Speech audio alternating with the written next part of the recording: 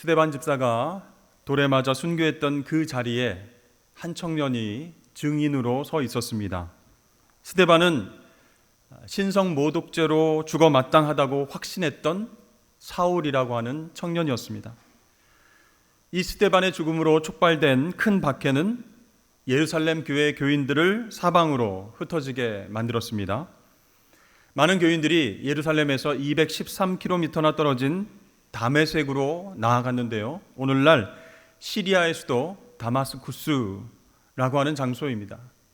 그쪽으로 피신을 했습니다. 사울은 그들을 색출하고 예루살렘으로 연행해서 종교 재판으로 죽이고자 했습니다. 그래서 대제사장의 위임을 받아서 일행을 거느리고 다메섹 원정길에 나서게 되었습니다. 그런데요, 교인들이 훨씬 더 많이 살고 있는 안디옥이나 가이사랴에 가지 않고 왜 먼 다메섹으로 갔을까요? 그 당시 다메섹은요, 로마의 법적 제재와 보호를 받지 않았습니다. 그래서 피난온 그리스도인들을 체포하고 끌어가도 로마가 터치하지 못하는 그런 도시가 다메섹이었기 때문이었습니다. 사울은 사내들인의 그 공문을 받아가지고 당당하게 살기가 등등하게 그곳으로 출발했던 것입니다. 사울은 마음속으로 이렇게 확신했습니다. 예수를 추종하는 그리스도인들은 박멸해야 하는 암적인 존재이다. 그들로 인해서 유대교 율법과 교리체계가 흔들리고 있다. 또 주인과 종, 남녀의 질서가 무너지고 있다. 그것을 바로잡을 사람은 나밖에 없다. 이렇게 생각했습니다. 여러분, 어둠과 무지가 자기 확신으로 이어지면 이렇게 무섭습니다. 사울은 위협과 살기가 등등하여 출발했습니다. 드디어 다메섹이 가까워지고 있었습니다. 그때 호련히 하늘로부터 빛이 그를 둘러 비췄습니다. 얼마나 강렬했던지 그 빛이 사울을 휘감았을 때에 그는 눈을 가리고 땅바닥으로 떨어질 수밖에 없었습니다. 그때 소리가 들려왔습니다. 사울아, 사울아, 내가 어찌하여 나를 박해하느냐? 사울이 깜짝 놀라서 당신은 누구십니까? 이렇게 묻지 않았습니다. 주여 누구시니까? 라고 물었습니다. 사울이 주여, 큐리에 이렇게 부른 것은요, 엄청난 신적인 권위에 압도당했기 때문이었습니다. 카라바조의 다메섹 가는 길 바울의 회심이란 그림이 있습니다. 그 그림 속에 사울은 땅바닥에 드러누워서 두 팔을 하늘로 벌리고 있습니다. 눈은 보이지 않았지만 진리의 하나님을 보게 되었습니다. 갑작스러운 이 상황을 어떻게든 해결해 보려는 모든 노력들이 헛것임을 깨달았습니다. 그래서 항복하면서 두 손을 들었던 것이죠. 타고 있던 말은 놀라고 늙은 마부는 말을 진정시키고 있습니다. 그러나 주님은 보이지 않습니다. 오직 강렬한 빛과 그 빛에 쓰러진 한 남자가 있을 뿐입니다. 이것이 작가가 말하는 주님의 임재입니다. 빛이신 예수님을 만나면 나는 간 곳이 없고 그분의 영광과 권위가 나를 압도하게 됩니다. 그래서 엎드려지게 되고 항복하게 되는 것입니다. 이때로부터 약 30년이 지났을 때 사도 바울이 된 사울은 오늘 사건을 이렇게 회상하고 있습니다. 가는 중 다메섹에 가까이 갔을 때에 오정쯤 되어 호련히 하늘로부터 큰 빛이 나를 둘러 비치매, 그때 시간이 오정, 낮 12시였다라는 것입니다. 태양이 가장 강렬할 때 눈부신 중동의 한낮 정오에 이 사울이 빛이신 예수님을 만났습니다. 그런데 그 빛은 태양빛이 아니었습니다. 얼마나 그 빛이 밝았으면 정오의 태양빛 안에서도 그 빛을 볼 수 있었을까요? 그날 그곳에 사울 혼자만 있었던 것이 아니었습니다. 일행들이 있었습니다. 다메섹에 사는 그리스도인들을 체포해서 예루살렘으로 연행하기 위한 체포조가 함께 있었습니다. 그러나 사울을 제외한 나머지 사람들은 누구도 그 빛을 보지 못했습니다. 그러니까 주님의 구원의 빛이 오직 사울에게만 임했던 것이었습니다. 그렇습니다. 신앙이라고 하는 것은요, 우리 한 사람 한 사람의 이름을 개인적으로 불러주시고 구원의 빛으로 인도하시는 그 예수님을 만나는 것입니다. 그럼 신앙생활은 무엇입니까? 내가 나를 구원해 주신 예수님과 동행하는 삶이에요.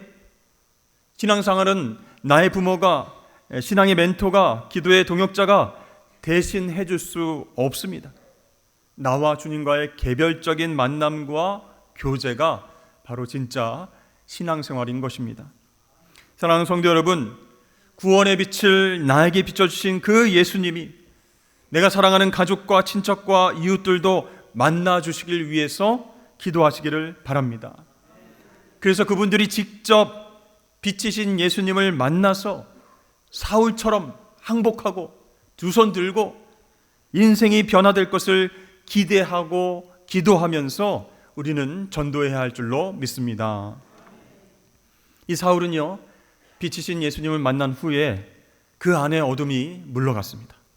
자기 확신과 교만의 어둠으로 생긴 그 오해와 혈기와 미움과 증오가 다 사라졌습니다. 그의 인생은 180도 완전히 달라지게 되었습니다. 여러분, 세상의 빛만 빛이라고 착각하며 사는 사람들이 있습니다. 그 사람들은요, 자신의 가치관과 노력과 행동 속에서 진리를 찾으려고 합니다. 그러나 아무리 노력해도 어둠 속에서 헤맬 뿐입니다. 하나님의 자녀된 우리도 예수 그리스도의 빛 속에 날마다 거하지 않으면 어떻게 될까요? 아무리 밝은 낮에 착한 일을 많이 한다 할지라도 어둠에 속한 일이 될 수 있다라는 점이에요. 그러나 빛이신 예수님 안에 우리가 거하게 되면 내 안에 어둠이 물러가고 생명과 질서가 찾아오게 될 줄로 믿으시길 바랍니다. 창세기 말씀을 보면 태초의 세상은 혼돈과 공허와 흑암이었습니다. 한마디로 온 세상이 카오스, 무질서의 상태였습니다. 하나님은 빛이 있으라 명령하셨고 그 빛으로 인해서 카오스, 이 무질서는 코스모스, 질서의 상태로 변화되었습니다. 요한서도는 이렇게 증언했습니다. 태초에 말씀이 계시니라. 이 말씀이 하나님과 함께 계셨으니 이 말씀은 곧 하나님이시니라. 그가 태초에 하나님과 함께 계셨고 만물이 그로 말미암아 지은 바 되었으니 지은 것이 하나도 그가 없이는 된 것이 없느니라. 그 안에 생명이 있었으니 이 생명은 사람들의 빛이라. 빛이 어둠에 비치되 어둠이 깨닫지 못하더라. 그러니까 요한 사도는 이 땅에 오신 예수님께서 생명의 빛이다 이렇게 증거했어요. 생명의 근원 되신 하나님의 빛이셨음을 증언하고 있습니다. 그런데요, 어둠 속에 살아가던 사람들은요, 그 빛을 깨닫지 못했어요. 육체의 눈으로 볼 수 있는 자연계의 빛만 빛으로 여겼기 때문이었습니다.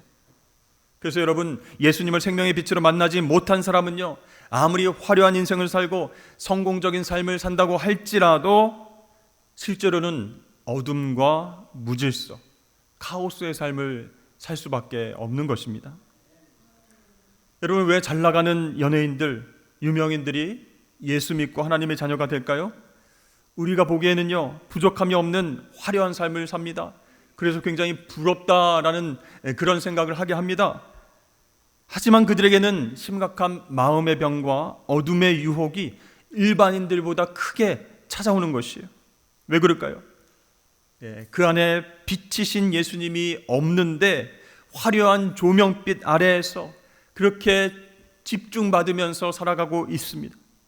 진짜 빛을 만나지 못했기 때문에 가짜 빛을 받으면서 무질서와 어둠 속에서 헤매고 살게 되는 것이죠. 여기 강단 위를 비추는 조명이 있습니다. 제가 그 조명 쪽으로 가까이 다가가면 제 뒤에 그림자가 생기는데 그 그림자는 신경 쓰지 않게 됩니다. 그런데 조명이 너무 밝아서 그 조명을 등지고 뒤돌아서게 되면 내 앞에 그림자가 선명하게 보이게 된다는 거예요. 예수 믿고 하나님 자녀가 된 우리들이 계속해서 바라봐야 하는 방향이 어디 있겠습니까? 바로 빛이신 예수님입니다. 그런데 빛이신 예수님 너무 부담스러워서, 너무 강렬해서 그 빛을 등지고 살아가면 나의 그림자, 어두운 부분만 보게 된다는 것이에요. 따라서 인생의 어두운 그림자만 바라보고 걱정하고 두려워하고 염려하지 않으려면 계속해서 빛이신 예수님 방향으로 내 자세를 틀어야 합니다. 계속 그 방향을 바라보면서 그쪽으로 다가가야 합니다. 그러면 내 안에 있는 어둠과 무질서의 그림자가 멀어지게 되는 것이죠. 결국 생명과 질서의 기쁨을 회복하면서 예수님과 앞으로 나아가게 될 줄로 믿습니다. 이 사울은요, 빌립보서에서 자신이 어둠 속에 살았던 그 과거를 말하고 있습니다. 나는 난지 8일 만에 할례를 받았던 정통 유대인입니다. 이스라엘 베냐민 지파 히브리 사람입니다.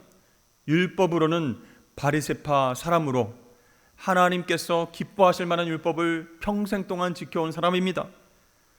열정적으로 교회를 박해하고 율법의 의로는 흠이 없는 완벽한 사람이었습니다. 그런데 빛이신 주님을 만나고 나서 나에게 그전까지 이루었던 모든 것들은 해로운 것으로 여기게 되었습니다. 왜냐하면 내 주 예수 그리스도를 아는 지식이 가장 귀하고 중요하기 때문에 그 밖의 모든 것은 해로 여깁니다. 지금까지 얻었던 모든 것들을 배설물로 여길 만큼 나는 정말 소중한 예수님을 얻었습니다. 사울은 그동안 자기가 자랑했던 모든 것들을 주님의 빛 앞에서 더러운 배설물처럼 여겼습니다. 이제 그것을 미련 없이 버려버리고 주님의 빛을 바라보면서 증인으로 살기로 결단했습니다. 여러분도 매번 빛이신 예수님 쪽으로 삶의 방향을 맞추시길 주의 이름으로 축복합니다. 말씀을 항상 가까이 하십시오. 빛의 방향으로 자세를 트십시오. 그렇지 않으면요, 그림자 어두운 부분만 신경 쓰고 걱정 근심에 살아가게 되는 것입니다. 이렇게 빛이신 예수님을 만난 사울이 물어보았습니다. 주여 누구시니까? 그때 예수님이 대답하셨습니다. 나는 네가 박해하는 예수라. 그 한마디에 사울은 큰 충격을 받았습니다. 아니, 내가 언제 어떻게 내 앞에 보이지도 않는 예수님을 박해했단 말인가? 그 짧은 시간에 과거의 여러 가지 자신의 언행을 되돌아보고 생각을 하게 되었습니다. 사실 뜻하지 않은 충격적인 사건이나 사고를 당하면 사람들은 그 순간 갑자기 시간이 멈추거나 시간이 천천히 흐르는 것을 경험하게 됩니다. 저도 결혼한 지 1년이 안 되어서 큰 교통사고를 당한 적이 있습니다. 아침에 아내를 직장에다 데려다주고 집으로 돌아오는 길이었습니다. 집 앞 도로에서 유턴을 하려고 속도를 줄이다가 뒤에 오는 트럭이 그것을 보지 못하고 뒤에서 크게 제 차를 박았습니다. 그 충격으로 머리를 핸들에 부딪혔습니다. 의식을 잃었습니다.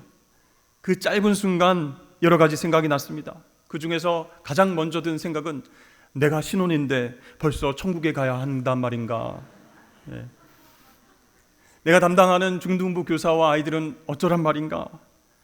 부모님, 내가 사고 난 걸 알면 굉장히 걱정하실 텐데 빨리 일어나야 하는데 하면서 그 짧은 시간에 여러 가지 생각과 여러 가지 영상이 떠오르기 시작했습니다. 구급차가 오고 경찰도 왔습니다. 저는 기억이 잘 안 나는데 나중에 들으니까 그 운전석에서 5분 동안 꿈쩍도 안 하고 있었다고 합니다. 그러니까 얼마나 사람들이 놀랐겠습니까? 사울도 마찬가지로 나는 내가 박해하는 예수라, 그 충격적인 음성을 듣고 시간이 멈추는 경험을 했을 것입니다. 과거 자신이 했던 온갖 일들이 영상으로 떠올랐습니다. 그 중에서 스데반의 죽음이 생각났습니다. 신선 모독죄로 유대인들이 돌을 하나같이 다 들어서 스데반에게 던져서 그를 죽이려고 할 때 그 옆에서 사울은 증인으로 서 있었습니다. 스데반이 피투성이가 되어서 죽어가는 그 순간에도 그는 주여 이 죄를 그들에게 돌리지 마시옵소서, 주 예수여 내 영혼을 받아 주시옵소서 라고 외쳤습니다. 마지막 순간까지 이 스데반의 관심은 오직 예수님 뿐이었어요. 그래서 그 당시엔 사울은 이렇게 생각했습니다. 왜 저럴까? 저 죽는 순간에도 왜 예수를 찾을까? 예수에 미쳐도 단단히 미친 모양이네. 이렇게 생각했습니다. 그런데 지금 그 예수님이 빛으로 음성으로 자신에게 나타나셨습니다. 그리고 네가 어찌하여 나를 박해하느냐? 이렇게 물어보셨습니다. 박해하다라고 하는 헬라어 동사는 일회적 행동이 아니라 끈질기게 괴롭히는 것을 의미하는 동사입니다. 그러니까 예수님을 생전에 한 번도 만난 적이 없는데 사울이 끈질기게 예수님을 박해했다, 괴롭혔다, 그런 말씀이잖아요. 그 예수님의 음성에 큰 충격을 사울이 받았습니다. 그래서 시력도 잃고 사흘 동안 음식도 먹지 못했습니다. 여러분, 왜 예수님은 직접 만난 적도 없는 사울이 당신을 박해했다라고 말씀하셨을까요? 그 이유는 첫 번째, 사울이 예수님을 하나님의 아들로 인정하지 않고 부정했기 때문입니다. 그것이 예수님에 대한 박해였습니다. 사울은 율법을 잘 아는 사람이었습니다. 하나님을 사랑하고 율법에 순종하며 살아왔다라고 자부했습니다. 그런데 그 하나님이 보내신 아들 예수 그리스도를 메시아로 인정하지 않았다는 사실이에요. 그분의 죽으심과 부활을 통해서 구원을 이루시는 하나님의 놀라운 역사를 부정했습니다. 그러므로 사울이 만난 적이 없어도 예수님을 박해한 것이 되는 것이죠. 또한 사울이 유대교 최고 지도자들과 가까이 한 것이 예수님을 박해한 것입니다. 그 당시 종교 지도자들은 무지한 군중들을 선동해서 예수님을 신성 모독죄로 십자가 위에서 죽게 만들었습니다. 율법을 아주 잘 알고 있었던 대제사장과 바리새인들은요, 조금만 예수님 말씀에 귀를 기울였다면 그분이 성경이 예언한 메시아였음을 잘 알 수 있었을 것입니다. 그러나 그들은 알려고 하지 않았어요. 들으려고 하지 않았습니다. 자신들의 권력, 자신들의 기득권, 성전 체제를 보호하기 위해서 예수님을 죽음으로 몰아갔습니다. 사울이 그런 그들과 같은 편에 섰다라는 거예요.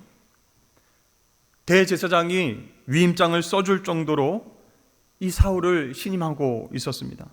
그러니까 이 사울이라고 하는 청년은 불의한 지도자, 불순종하는 지도자에게 충성을 다하는 사람이었던 것이죠. 그래서 체포조를 만들고 내가 다메섹에 가서 그리스도인들을 많이 붙잡아서 예루살렘에서 재판받게 하겠습니다, 이렇게 큰 소리를 치고 살기 등등해서 그렇게 일행들과 출발을 했던 것입니다. 그것이 바로 예수님을 박해한 것입니다. 여러분, 우리도 예수님의 마음을 아프게 하고 박해한 적은 없는지 돌아보았으면 좋겠습니다. 아니, 목사님, 제가 예배 잘 드리고 교회에서 열심히 섬기고 봉사하는데 무슨 예수님을 박해한 일이 있겠습니까? 어떻게 예수님 마음을 아프게 해드리겠습니까? 이렇게 생각할 수 있어요. 그런데 오늘 나타난 이 사울처럼 혹시 여러분들도 열심과 특심이 앞서서 하나님을 위해서 내가 이렇게 열심히 섬기고 봉사한다라고 자부했지만 그것이 하나님 보시기에 내 욕심과 내 의는 아니었는지 돌아보았으면 좋겠습니다. 그것으로 예수님의 마음을 아프게 한 적은 없는지 살펴봐야 됩니다.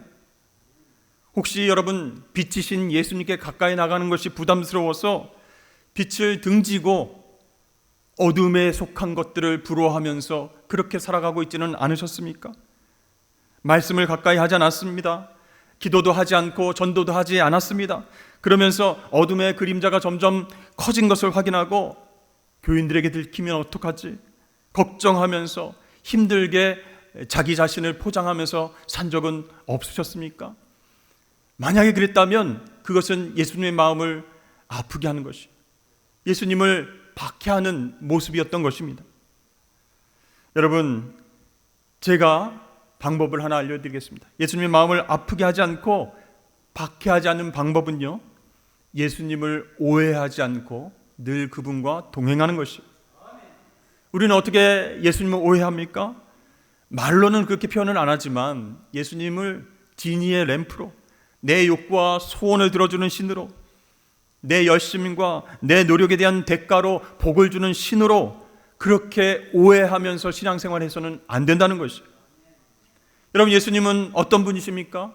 예수님은 나에게 빛으로 오셔서 어둠을 물러가게 하신 구세주인 줄로 믿으시길 바랍니다.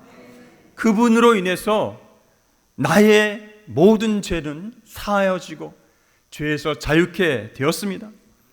내 인생과 내 영혼이 다시 빛나게 되었습니다. 우리는 그분을 닮아서 빛된 삶을 살아가는 존재인 줄로 믿습니다.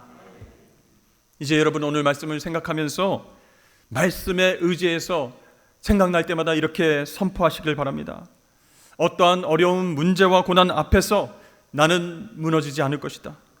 나는 실패하거나 망하지 않는다. 예수의 이름으로 어두운 생각과 더러운 죄악은 물러갈지어다. 어둠은 빛을 이기지 못한다. 나는 빛의 자녀이다. 여러분, 그런 신앙 고백이 있어야 됩니다. 어두운 세상 가운데서 빛이신 예수님을 바라보면서 그 방향으로 나아가는 것만이 예수님을 기쁘시게 해드리고 주님과 동행하면서 승리하는 길인 줄로 믿습니다.